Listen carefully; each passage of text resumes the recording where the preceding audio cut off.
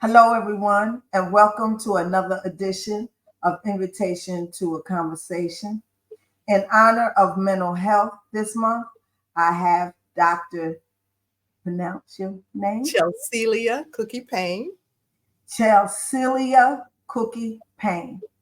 Good afternoon. How you doing, Miss Payne? I am wonderful. I'm wonderful. Listen, I'm looking down because I'm trying to share this wonderful conversation with other people. So listen, I'm excited about being here, and I thank you for this invitation.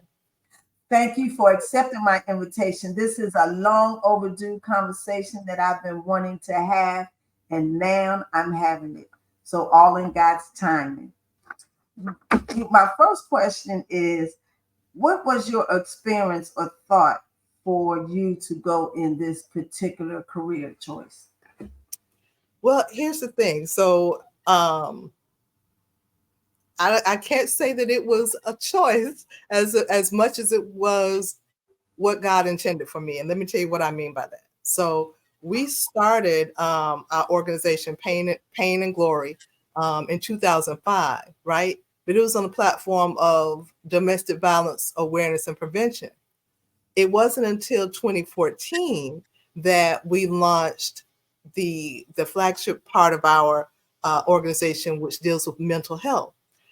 And it came about for several things came together in one to bring it about. But most specifically, I'm a person who has a diagnosis of generalized anxiety and panic disorder, which means um, just what it sounds like: panic attacks, anxiety disorder, not your run of the mill, having anxiety about taking a test or whatever, which is a real thing. But this is more intense than that. And so I, much like with domestic violence, realized that I couldn't be the only one who was experiencing what I was experiencing. And so God gave to me literally the opportunity to share my story, and as well, and mainly more so other people to share their story, get resources, help, and support. All right, good, good. You say that Pain and Glory, what is Pain and Glory's mission and goal for domestic violence awareness, along with prevention, along with women's health and wellness? So, and thank you. Those are our main platforms: domestic violence awareness and prevention, women's health and wellness, and mental health. As you just elaborately shared with us and eloquently shared with us, the mission is the goal is to make a positive impact on people. So our mantra is empowering you to impact your future.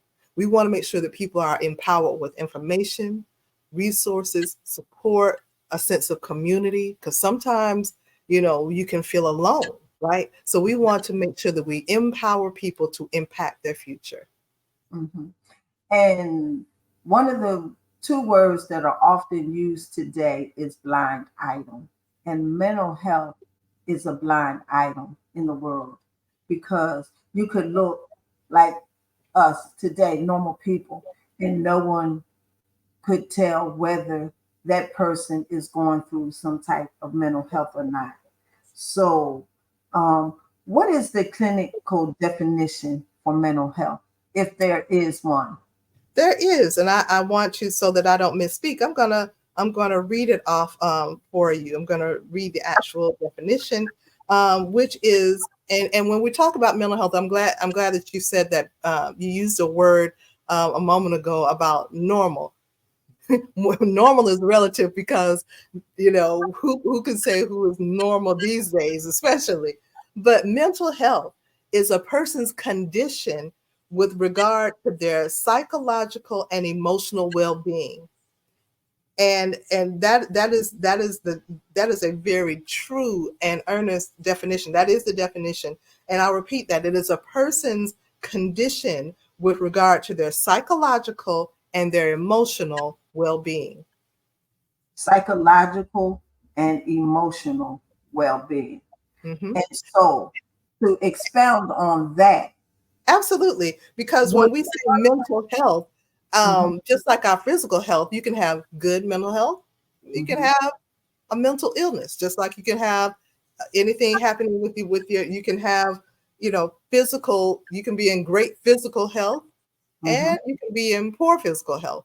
The same thing. When you're talking about your psychological and your emotional wellness, that ranges from things um, that we experience, such as trauma, Mm-hmm. um, or something that is hereditary, Mm-hmm. um, or let's talk about good, because we're talking about mental health. That's not necessarily a negative thing. Mental illness is where we go and get further assistance, but mental health is just that, mental health. So if you're successfully managing your mental health, um, through your diet, through your care of oneself, through therapy, then you're maintaining a healthy mental health. If in fact you have a mental illness where you need support, help, and assistance, then you have a mental illness that is being taken care of, or in some cases, not taken care of. So, are the two components for someone to have mental health issues is the psychological and emotional? Do they meet together or do they have one without another? But they have to be both components. Well,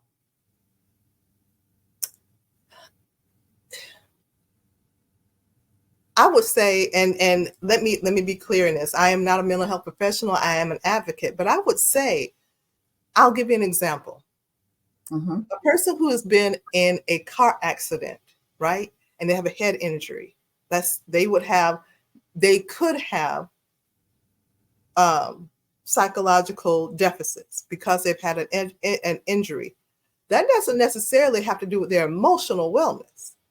Mm-hmm. It, that doesn't necessarily, it can, because they may be traumatized by the car accident, all this. It can, but not necessarily. That head injury is what caused the psychological changes in their behaviors and all of these things that have happened. So although they definitely coexist, psychological and emotional wellness, right? They definitely coexist. They definitely go hand in hand, but they're not mutually exclusive either, Which is because based on the example, you've had something that actually happened to you physically, mm-hmm. um, or something that you ate that is changing how you behave and how you respond. Um, that may tie into your emotional wellness, but it may also trigger you to be psychologically different Right. in your So, behavior. so your psychological behavior could trigger your emotional. In some instances, in Yeah. some instances, Okay. All right. absolutely. Okay. What um what are some of the clinical names? Are there clinical names for mental health? Absolutely. So when we say clinical names, so there are clinical names for mental health disorders. So I'm going to share with you, and again, I'm sharing these because I'm looking at these rather because I want to make sure that I'm giving you correct information, and not just by memory, because the old memory might not be what it used to be. But of course, we have the ones that we may be more familiar with, whether that's through television, media, or our own personal experience. And then there are some that we may not necessarily be that familiar with. So we have the anxiety disorders, like what I expressed to you earlier, that I deal with. You have depression.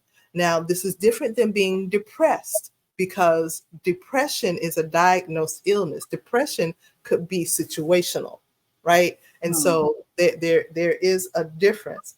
Bipolar disorder. A lot of times people um, misspeak as to what bipolar illness is, and bipolar disorder is. And so, for just a second, I'm just going to read real quickly what it says about bipolar. Okay. Just It says people with bipolar disorder experience alternating depressive episodes with periods of manic symptoms. During a depressive episode, the person experiences depressed moods, feeling sad, irritable, empty, or a loss of pleasure and interest in activities for most of the day, nearly every day. Manic symptoms may include euphoria. They're extremely happy. They're up there. They're euphoria, right? And then, or irritability, increased activity or energy. They're just all hyped up, or they could be just completely just agitated, right? And then other symptoms such as increased talkativeness, racing thoughts, increased self-esteem, decreased need for sleep, distractibility, and impulsive, reckless behavior. Now, a lot of those things that I read singularly mean, don't say that. I don't want people to think, well, I know, so I talk a lot. That doesn't mean that they have bipolar disorder. That singularly, those things by themselves. I know somebody who's irritable all the time. That doesn't necessarily. That does not mean that they have bipolar disorder. But these are symptoms that together, when you see a pattern of these things, this is what leads to a diagnosis by a professional. And then we have post-traumatic stress disorder, PTSD. Now, I know in years past, especially when I was younger, we heard PTSD described for people who served in the military, post-traumatic stress disorder. But truth be told, you can experience any trauma that you have experienced in the past can lead to post-traumatic stress disorder. Trauma is trauma. Trauma is trauma. People have experienced horrific things as children. People have witnessed. You may not have even seen it. I mean, experienced, I apologize. You may have not experienced it, but you saw your mother get abused, or you saw someone get hurt. Then and it'd be traumatized by your experiences. It's not always the military. Then there's schizophrenia. Schizophrenia affects approximately 24 million people, or 1 in 300 people worldwide. People with schizophrenia have a life expectancy of 10 to 20 years below that of the general population, which means they don't live. People with schizophrenia typically, according to the research, their life expectancy is a little shorter. Is not just a little; it's shorter. Schizophrenia is characterized by significant impairments in perception and change in behavior. It's a disconnection or a disassociation with reality. Do they say why their life expectancy on schizophrenia is not as long as someone without it? It does not say here, but that would be definitely something I could look up and make sure that that it gets back to you. I'll make sure that I follow up, because it does not. It just says people with schizophrenia have a life expectancy 10 to 20 years below that of the general population.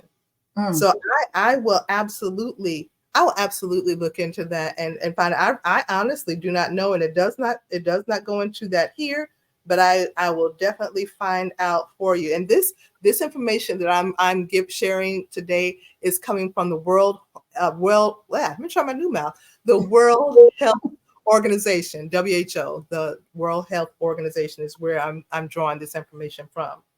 Then you have eating disorders. Eating disorders can be bulimia. They can be anorexia. They can be, now those are the ones where people choose to either relieve themselves of the food. I'll put it the best way I can, or they do not eat. But then you look on the other end of the spectrum, people who use food to soothe themselves, people who cannot, they have an eating disorder. They're not just eating because they want to eat, they have an eating disorder. You have people who have body dysmorphia, which is they may have lost the weight, but the person they see in the mirror is the old person, right? They may be actually slimmed down. They may have done the work or whatever, had the surgery, whatever. But body dysmorphia, when they look in the mirror, they don't see what everyone else sees. Um, Yes, yes. A lot of people, I know a lot of women go through that with their weight. You know what I'm saying? They look in the mirror and they say, "Oh, I'm this and I'm that," and you really not that, but it's what they see themselves as. Yes. what they see.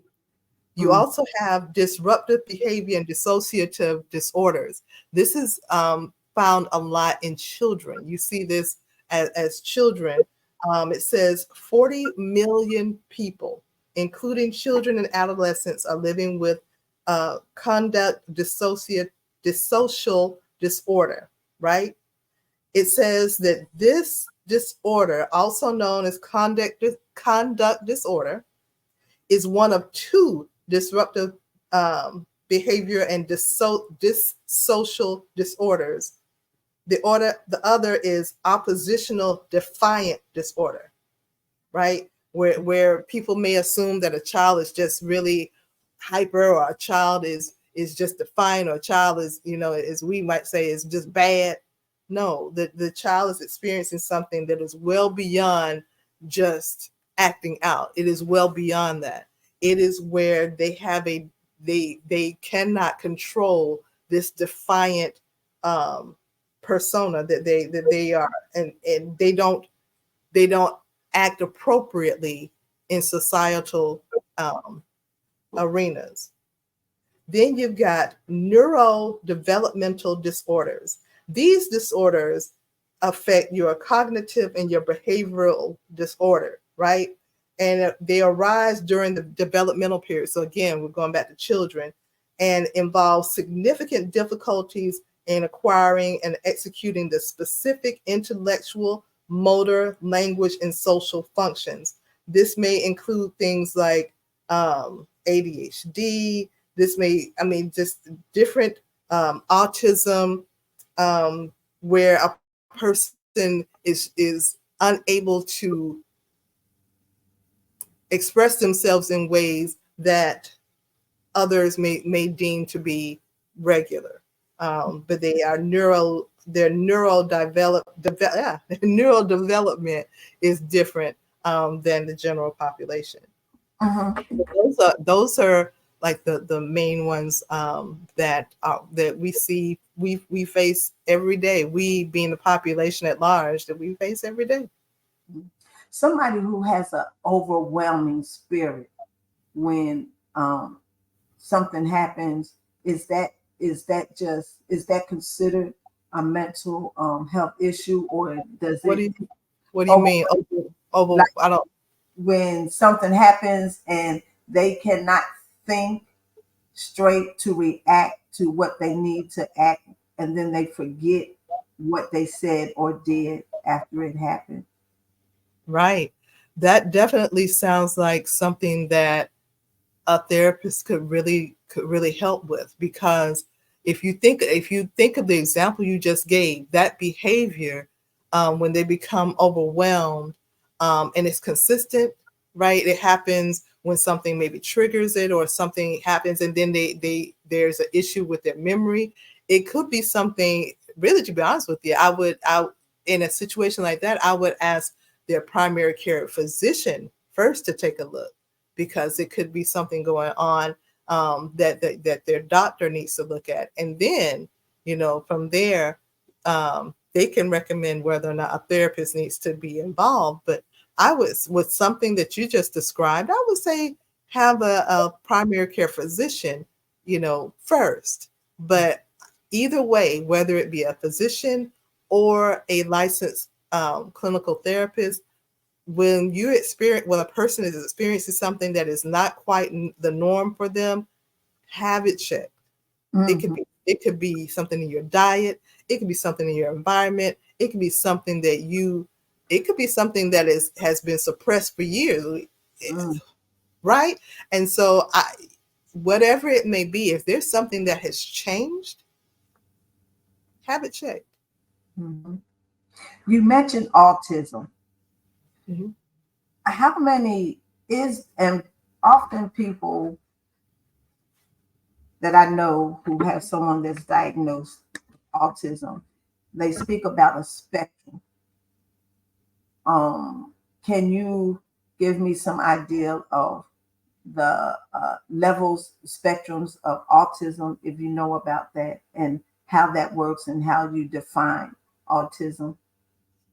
Well, I do not know as far as the levels of the spectrum. My daughter actually is a special needs educator, and so over the years I have learned through her about autism. And true enough, there is a spectrum there.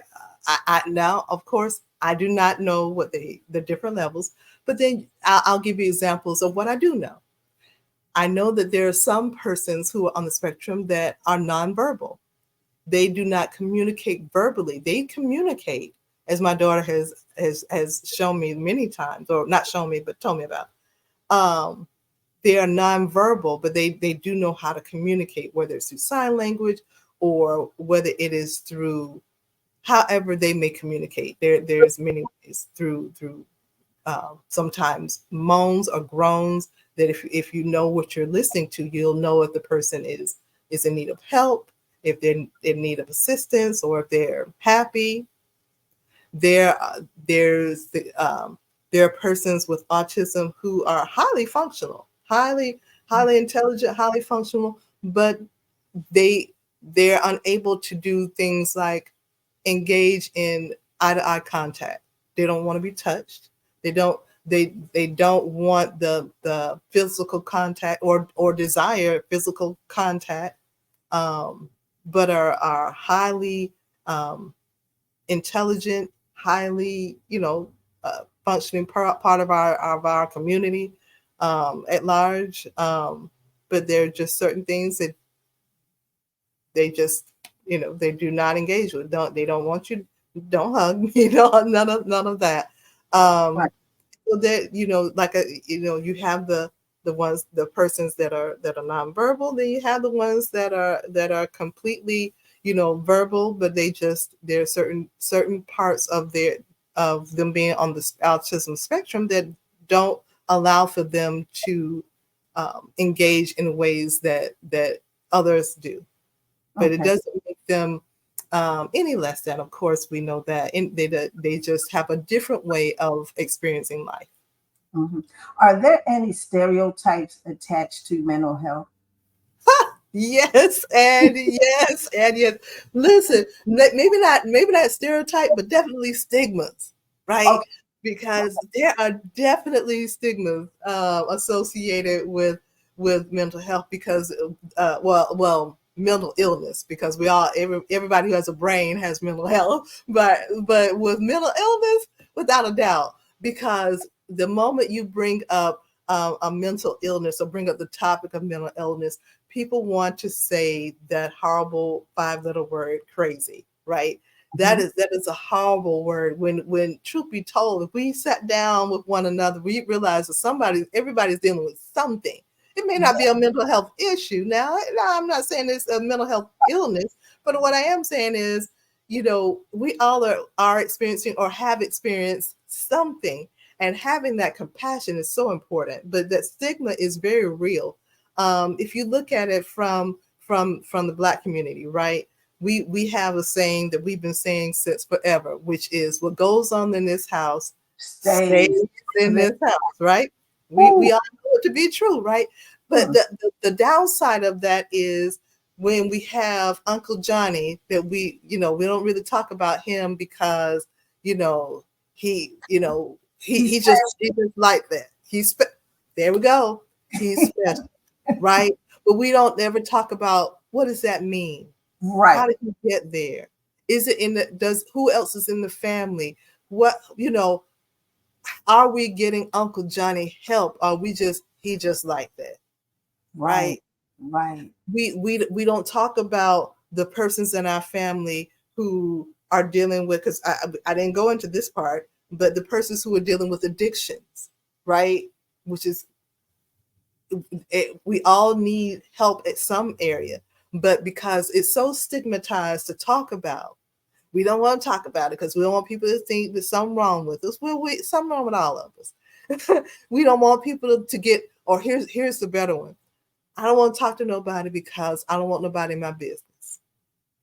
But we'll talk about our business when it comes to other topics. We'll talk about relationships. We'll talk about what's going on over here, there, and everywhere. But when it comes to our mental health and making sure that we are mentally healthy, now we don't want to do that. Well, But well, well, because if you go on the job, if you go on the job and you are vulnerable and you express to your boss or your coworker that you have mental health, well, you can bet your bottom dollar that your eye is going to be on that person for 8 or 12 hours a day. And the first move that that person makes that is they consider not normal, they're going to take cover or they're going to leave, because they think an episode is about to happen. So yeah, we and understand. that's the unfortunate part, and that's why education is so key. Why we with Pain and Glory. Matter of fact, next month we're doing this. We have trainings. We have mental health first aid trainings, which trains employers, employees, anybody, family members, anybody on what to do if someone is having a mental health crisis. Mhm, If people knew, then there wouldn't be situations where the example you just gave, that someone expressed that they were having, issues with their mental health. It would there would that would decrease if mhm, people really realize it's not that deep. It's mhm, really not that deep. If someone, I'll give you a good example.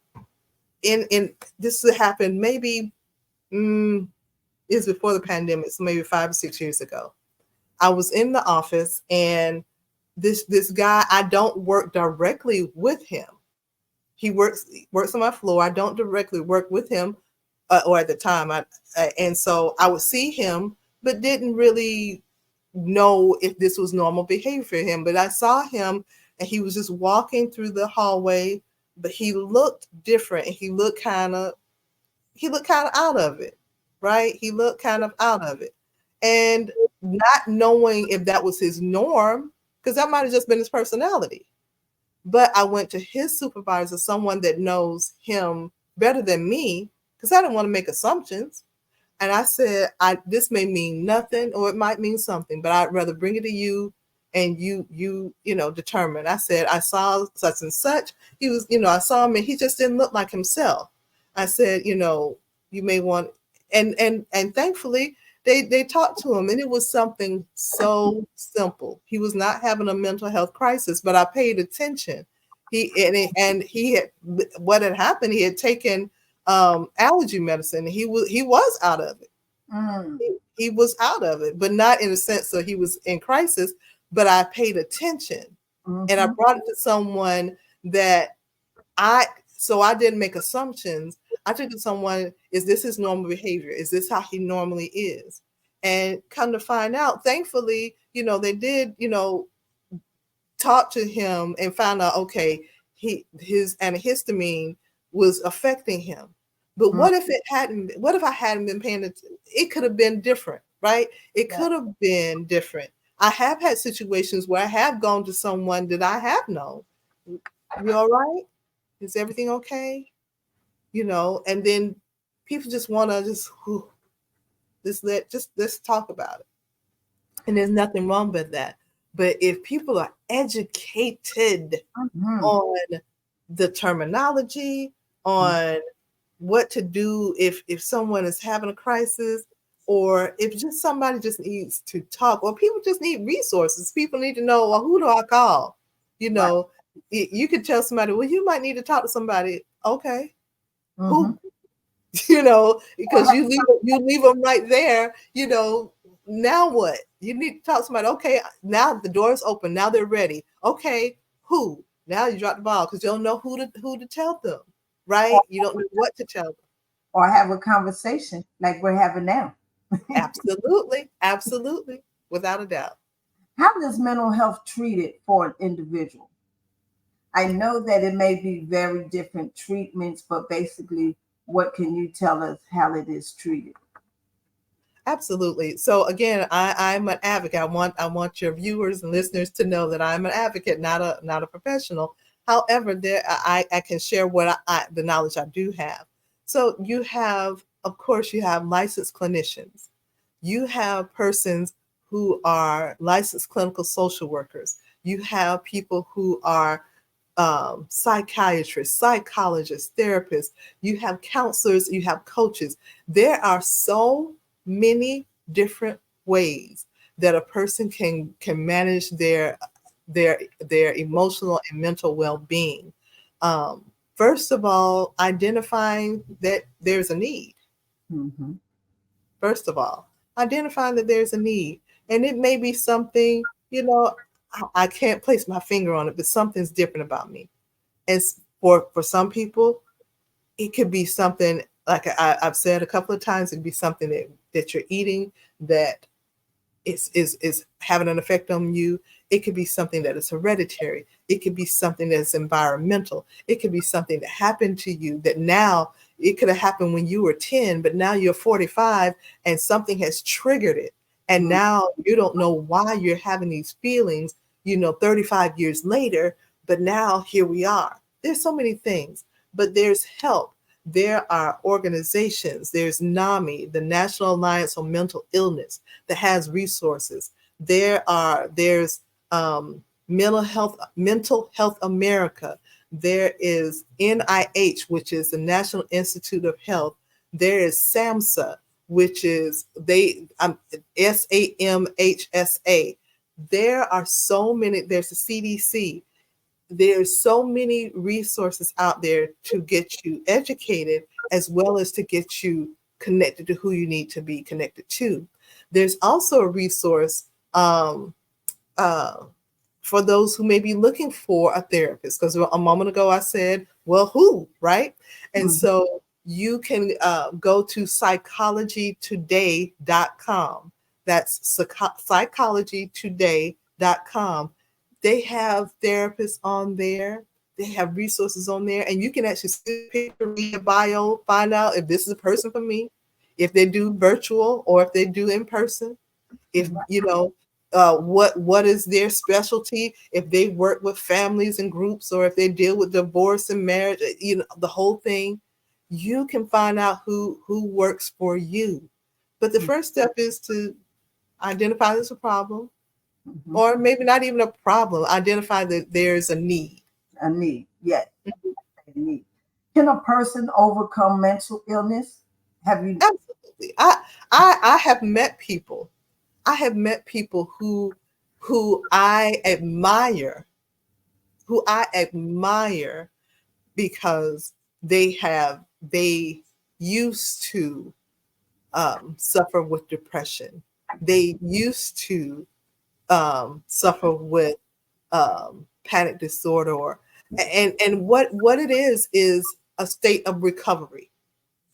We in recovery, there are, just as a person who has an addiction, there is, after they have released themselves from the addiction, there is the recovery.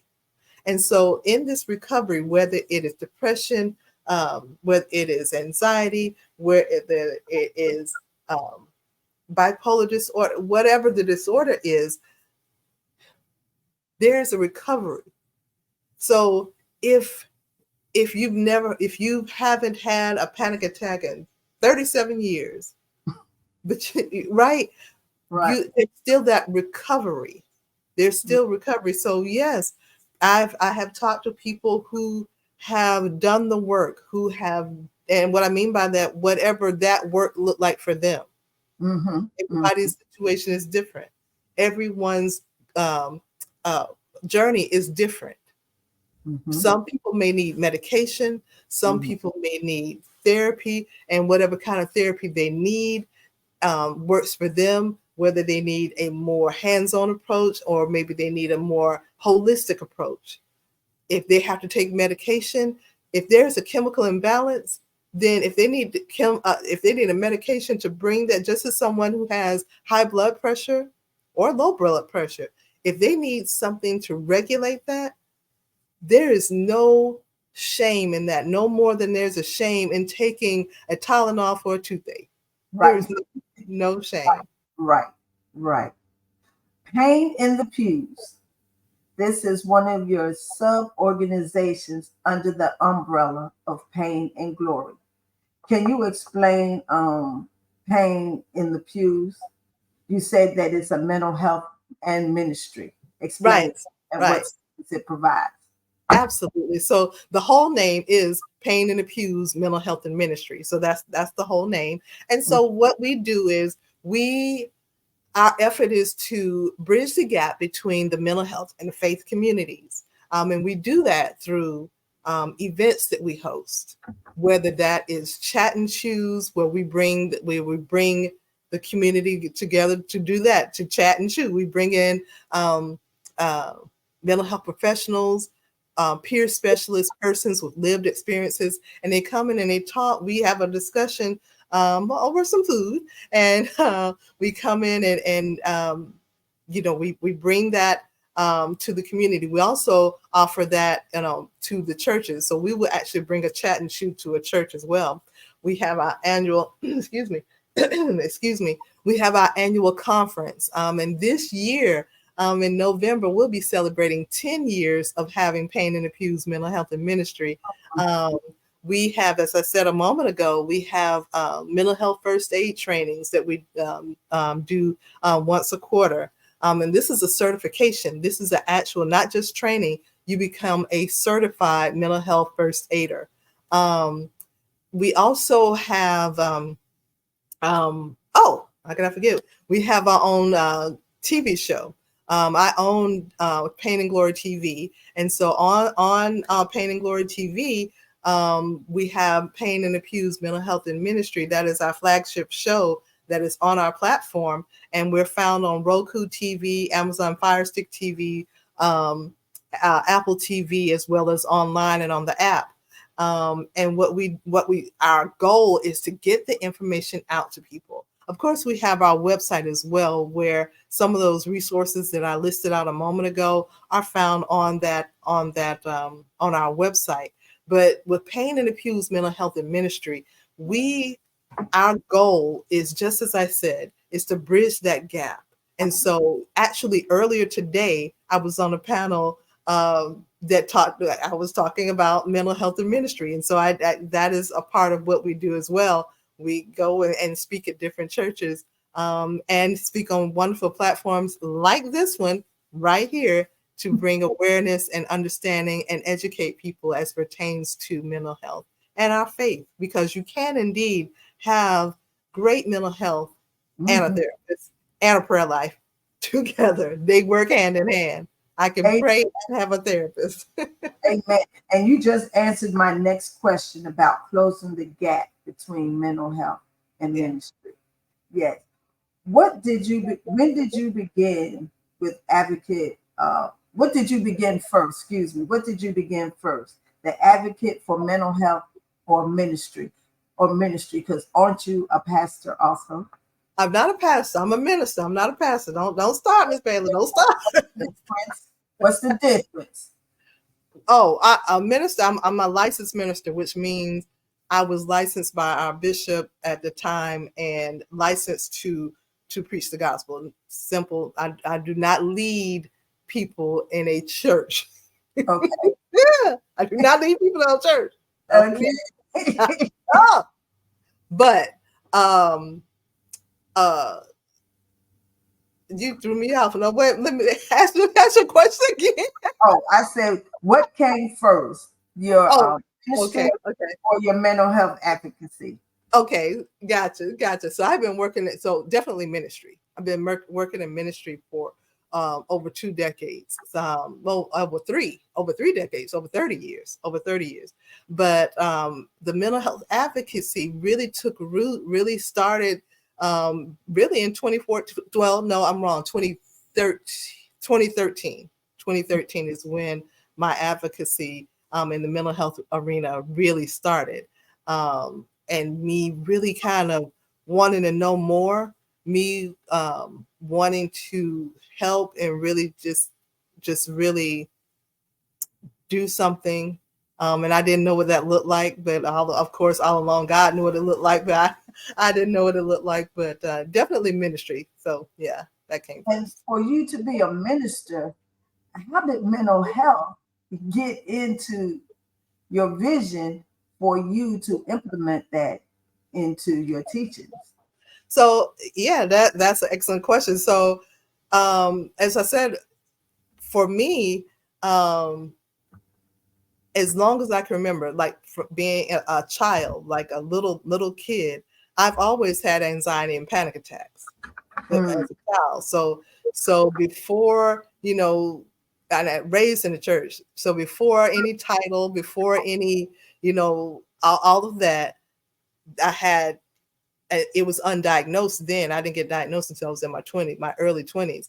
But as a kid, I didn't know what that was. I didn't know what I was experiencing. I didn't know it had a name because I felt different, right? I mhm, Because I didn't see my sister's experience, I didn't see my parents, I didn't see none of my friends, I didn't see nobody having a panic attack. Of course, I didn't know it was called that, right? right. But I didn't see anybody experiencing that. Here I'm a little kid. I'm in elementary school. I'm in Right. middle school. I'm in high school. You know, I, so, but even with that, even as a kid, I was always destined to be a follower of Christ, right? Mm, It was always a part of me. So much like in the Bible where the man of God had a thorn in his flesh. It never says what the thorn was, but he had to have that thorn that was always there, right? And so I guess in essence that's been mine. Although I can speak and share the word of God, share the gospel, I also still have that thorn that is still there, and it allows me to have a level of empathy mhm. that I can empathize with people who are experiencing challenges that are different than mine. Now Yes. I can with great assurity understand people who say, they deal with panic, and even with panic attacks and anxiety, they all are different. My triggers and my symptoms, some people feel like they're having a heart attack. I don't. That's Mm, not, but mhm, I've heard many people say they felt like they were having a heart attack. That's got to be horrible. That's got to mm, be horrible, right? But I can appreciate their journey because I get it. Now, mhm. someone who says that they experienced, let's say, a eating disorder, I can't identify with that, but I can empathize with it. Yes. I can empathize with their journey. So it doesn't take away, having that title of minister doesn't take away from the fact that God is able, Mhm, that He uses whomever He chooses to, mhm. whether I have that thorn or not.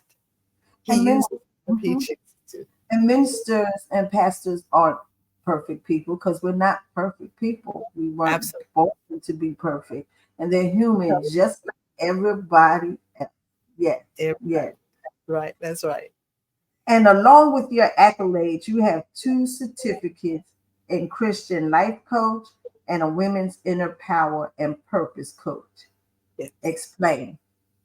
Absolutely. And actually there are a couple more, but I'll share that with you in a moment. So um I had been coaching for a number of years without Mm, certification, right? Because people were coming to me, and it's kind of like when you do something, when God has graced you to do something, gifted you to do something, and it just comes naturally. That's kind of how it was, right? As you are but I honorary. You're honorary coach. Right, right. So but I wanted to have a certification. I wanted to be taught because it's one thing to know how to do it, but I want somebody to, okay, teach me the business side of it, teach me the structure of it, because right now I'm just giving out advice. I'm just helping people. But let me have the structure of it. Let me show me line upon line. What am I supposed to do? And so I did get I got certified as a Christian life coach. And I got certified as a women's inner power and purpose coach. They're very similar, but the one that I operate most in is really the purpose coach, helping women to understand their God-given purpose. That's the one I actually operate the most in with my clients. That is the one that I'm sought after more for. And then most recently, I became a certified um, coach coaching. Um, I'm certified to coach coaches. What I Okay. mean by that is my academy is accredited now so that I'm a certified coach trainer. And so if a person wanted to become a certified coach, I now have that ability to do that. Mm. And so I like that because it helps me to not only help people to walk in what they were gifted in as I was, but also I have a component in my program that includes mental health. So mine Mm. is a little different. When I'm training my coaches, I help them to incorporate mental health in their packaging. Okay. Now, in this next step, with all the services you do, in steps, tell me how each one of your services intertwine and work together, from Pain and Glory to Pain in the Pews to Life Coach and a Woman's Inner Power and Purpose Coach to your Epitome coaching and consulting and mentoring services to women. So tell me the steps. And if an individual, if you have more than one woman, because your service is offered to women, not men or children or anything, to women. So you have more than one woman, they come to you. So how does your services in a bow connect, intertwine with each other to complete the everything that you offer somebody? Absolutely. So let me change it up a little bit for you. Okay. So with the Pain in the Pews mental health and ministry, that is for everybody, men, women, everybody. That is not gender specific in any way, shape, form, or fashion, Okay. because we all are dealing with mental health. So here's how they overlap. So Pain and Glory Incorporated is the nonprofit. That's the name of the nonprofit. So under that umbrella, we have Pain in the Pews Mental Health and Ministry, right? Which is what we were just talking about. And still under that umbrella, you have the Women's Health and Wellness, which we have an expo every year.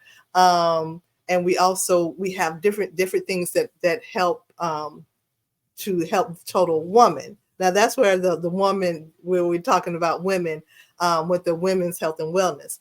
And then you've got domestic abuse awareness and prevention.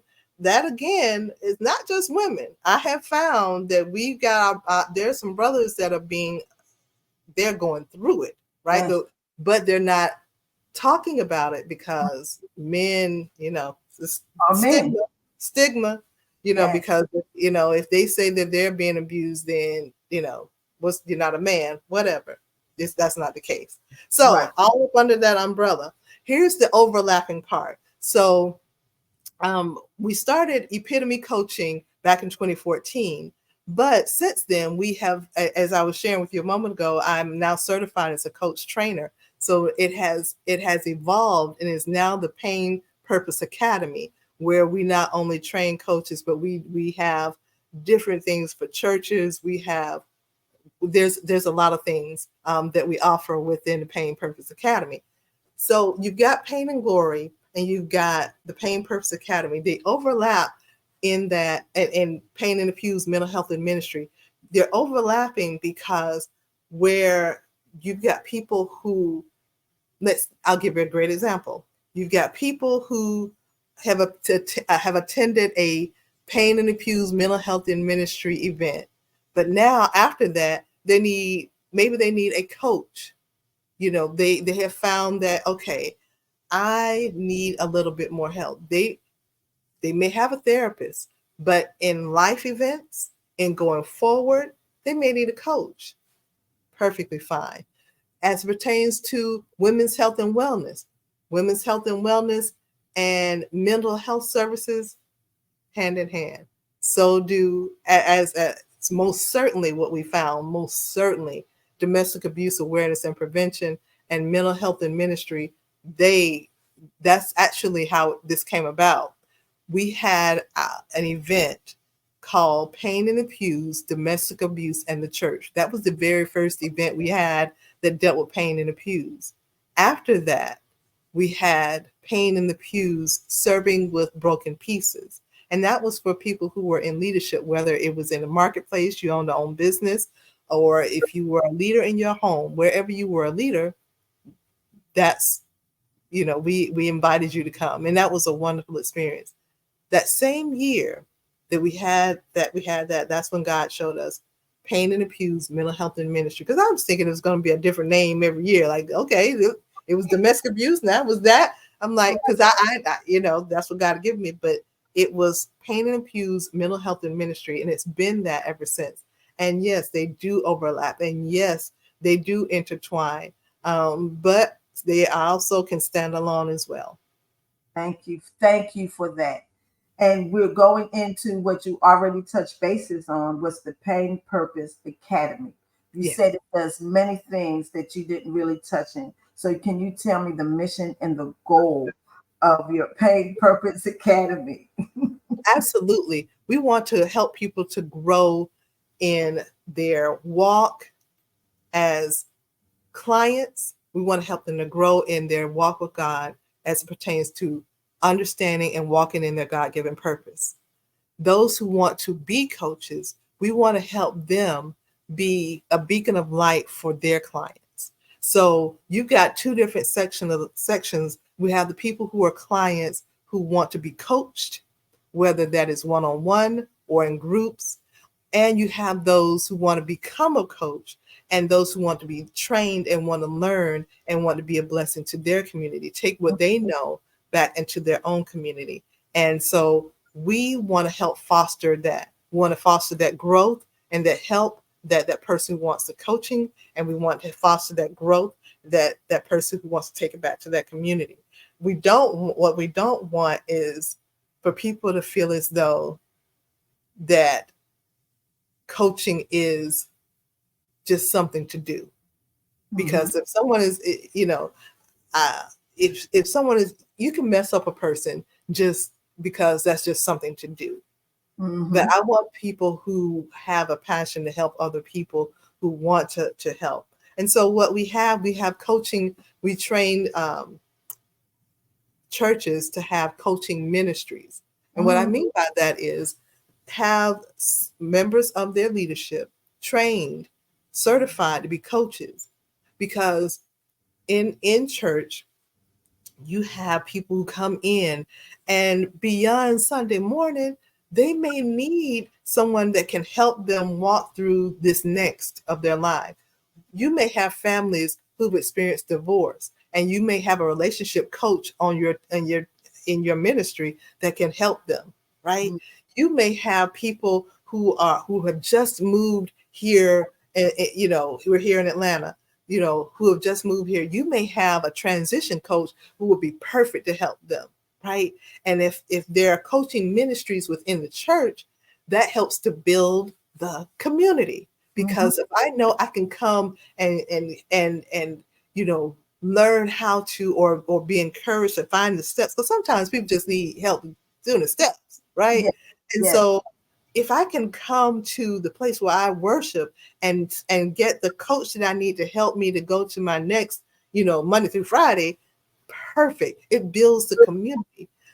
The one-on-ones that we do and the group coaching that I do, I work with people who may feel stuck and stagnant, right? Mm-hmm. Who feel like, you know what, I'm hitting the wall.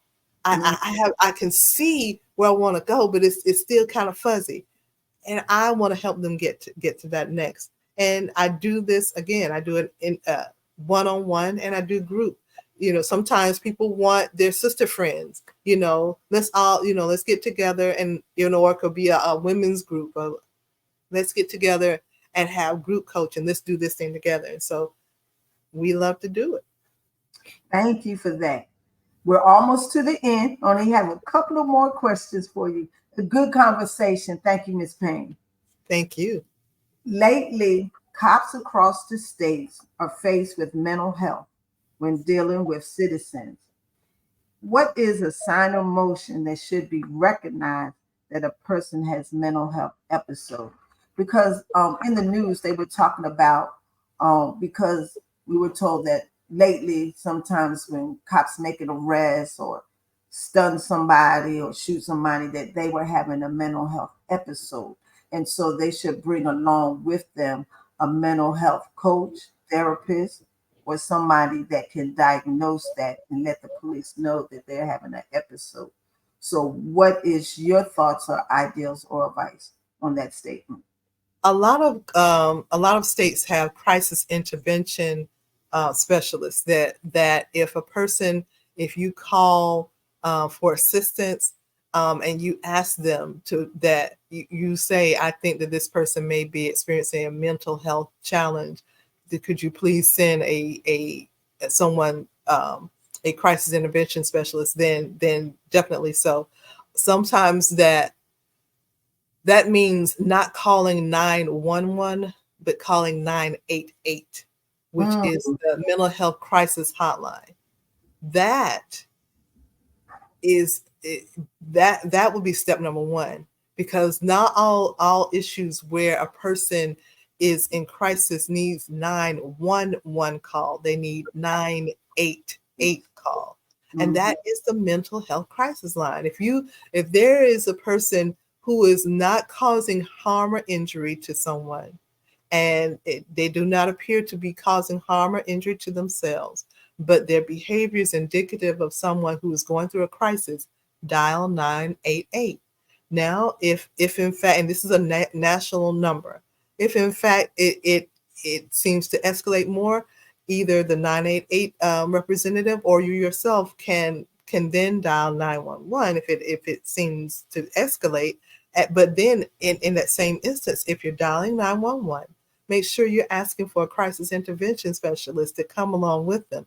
Let them know what's going on. Provide as much information as possible so that the police know what they're coming into, that they don't coming in hot, for someone who is having a panic attack. mhm, Or they're having a mental health crisis that does not require them to be manhandled in a way that could end tragically, mhm. where someone who is licensed, I mean, of course they're not going to be able to diagnose them on the spot, but they will be able to manage the situation with someone who is licensed, or someone who knows what they're doing in that situation. Okay, thank you. We already talked about briefly about some of the things that can trigger mental health. In research, do you have, as an advocate, do you have any ideas or knowledge of what are the factors that cause it? That cause triggers. Yeah, mental health trigger. Yes. Oh my, that it could be so many things. It could be childhood trauma. Mm-hmm. It could be, um, I'll give an example of myself. For me, things that most people wouldn't even bat an eye about. But for me, being stuck in traffic, that feeling of being boxed in, it Oh. is that is a trigger, because I'm claustrophobic. So if I'm in traffic and I don't see a way out, that is Mm. a trigger, because I feel boxed in if I'm stuck in traffic. And again, this may seem like, we're in Atlanta, you're gonna see Atlanta traffic, but for me, it's a challenge. It's an absolute challenge. I'll have a mental health episode if I have to drive in Atlanta's traffic every morning to work. Absolutely, absolutely. There are different things. Sometimes for some people, it can be, and I just someone literally just said this week. It could be, and this was related to grief. It can be the scent of a perfume or cologne, Mm. right? That triggers, you know, the tears to flow, the whatever, right? That, because grief will come and just bear hug you out of nowhere, right? Mm. Grief is a monster, but it can be the scent of anything. It can be something, a food, right, that's cooked that will trigger that memory. Um, as I said, it could be something from your childhood. It could have been an experience. It could have been rape, molestation, an attack, a robbery, a theft. It could have been literally. any number of things that have been experienced, that have been seen, that have been felt, that have been and notice I said seen, felt, or experienced. None of those identify with what the trigger I just gave, because Mhm. there's a chemical imbalance. So triggers come from so many different areas. But what's helpful is being able to identify what they are in the moment. You know, identify, you know what, when I smell this lady walk past me and I smell, mama's cologne, mama's perfume, you know what I'm saying? Then I just had, and this literally happened. Someone said, I just had to leave. I just had Mhm. to leave. I had to go. I couldn't take it. Mhm. Right. So there are different triggers, and what may trigger a person today may not trigger them tomorrow. Mhm. It it just happens. How do you convince someone to accept treatment or counseling for their mental health? You don't. You don't convince. You don't, because that you can lead. It's the you can lead a horse to water, Right. but you can't make a drink. You can encourage them. You can provide them with information, support, understanding, compassion. Um, but you can't make someone. You if a person is, if you know that a person is dealing with depression, or you can be there for them. I noticed that you've not been yourself. I want to be here for you. I found a therapist. I found someone for you to talk to. Would you be willing to go and talk to them? I found, instead of, you need to see somebody. No, help them, because they probably know that. I Mhm. found, I here's a couple of names that I found for you. Look into them, put it in their hand. Let them know that somebody cared enough for me. And even if they don't do it right there, right then, don't stand there and wait for, okay, I'm waiting on you to call. I'm standing here while you call. No, no, but give them the resources, because knowing someone cares goes a long way. Knowing somebody is empathetic goes a long way. Knowing someone sees me, because once you say, I notice that, in a calm tone, I notice that you X, Y, and Z. I Mhm. notice that, lately you haven't X, Y, and Z. Maybe they're not eating the same. Maybe they're not doing what they, I notice, and if they have a good reason, maybe they changed, their diet or whatever, but talk to them, open up the conversation. Mhm. And if the conversation leads towards that there is a mental health crisis, or there might not even be in a crisis yet, but they're headed there, I found on Psychology Today, yada yada yada, or I found Psychology Today .com. Go online and just check them out. See what you can find that will help you in a calm tone. Because what if you don't, and I emphasize a calm tone, because if someone is experiencing a crisis, or if they're already feeling stigmatized, if you come at them the wrong way, they're going to shut down, Yeah. and they're going to feel like they're being isolated again. And Mhm. so a calm tone, a soft tone, a gentle tone with some type of solution in hand goes a long way. Okay. And to close, get closer to the end, let's talk about people who are caretakers of people with mental health. Um, how do what yes, how can advice or wisdom for those who live or work with someone who has mental health? What advice can you give to the caretakers to keep them stable, to keep them going? I love that question. We actually have a caregivers fund that we have at Pain and Glory, that because we understand that being a caregiver comes with challenges, um, because no one trained you to be a caretaker. You didn't go to school for that. You were kind of thrust into it. My advice for the caretaker is to give yourself grace to rest, because oftentimes as a caretaker, you're always trying to make sure that the person or people that you're caring for are taken care of, that this is done, that is done, and then you feel guilty or overwhelmed when you miss something. Well, you're human, you're going to miss something. Mhm. Give yourself grace to rest. Mhm. Give yourself grace to sit back and just take a breath, literally and figuratively. Take some deep breaths and then seek out help for yourself. Mhm. Prevention is better than solution. If Mhm. you need someone to talk to, whether it's a therapist, a coach, whoever you feel comfortable talking to outside of your circle of friends, and Mhm. your friends are great, but outside of your circle of friends, talk to someone and get it out, and Mhm. don't feel guilty about getting it out. Some days you may not feel like being a caretaker, and that's okay.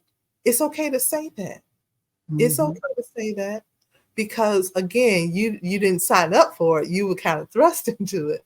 It's Right. okay, but get yourself, put your face mask on first.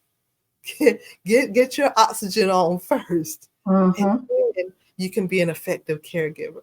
Treat Mhm. yourself well in your own mental space so Mhm. you can be effective for others. As Miss Payne shares messages of hope, empowerment, restoration, and faith, her personal mission and that of Pain and Glory, Inc., is to empower others to impact their future. Your final words, Miss Payne, on living with mental health and getting treatment. Absolutely. And again, thank you for having me on here. My words of encouragement is to look at mental health as just that, mental health, right? Look at your mental health as something that you need to care for, and something that you need to take care of, and something that you need to pay attention to. And if in fact you find yourself dealing with a mental illness, get the help that you need. Don't be afraid to get the help that you need. Like the example I gave of the toothache, you would go and take a Tylenol or go to the dentist if you had a toothache. Mhm. Such as with your brain. Your Mm. brain is an organ. It is Mm. an organ. Take care of your brain. Mm. And on that note, for my invitation to a conversation community, thank you for tuning in again. And thank you for this wonderful message from Dr. Payne. Thank you so much for coming on. And Thank you. anytime your daughter wants to come on and have a conversation about working with special needs, I know I can come up with some questions for her. And autism. I'm also looking for someone to come on and discuss and talk about autism also. But Excellent. thank you Excellent. very much. Thank Happy you. belated Mother's Day. And you Say can, thank you, thank you, thank you, thank you. Oh, and people can follow us on social media at Payne and Glory, PayneAndGlory. And also, I gave our information on our website, which is www.payneandglory.com. That's Payne with a Y, payneandglory.com. and I want to tune in to your TV show. So can you tell us what time of day of the week and what time and what day of the week that we can find it? The And good tell thing about it is, absolutely. Good thing about it is on demand. So anytime you want to go and look at it, it's fine. It's on Roku TV, Amazon Fire Stick TV. It is on Apple TV. So all you have to do is actually you can access it by going to our website, payneandglory.com, and click on Payne in the Pews, or it may say Payne and Glory TV. I think we updated it, and just click on there, and you'll be taken right to it. thank you so very much.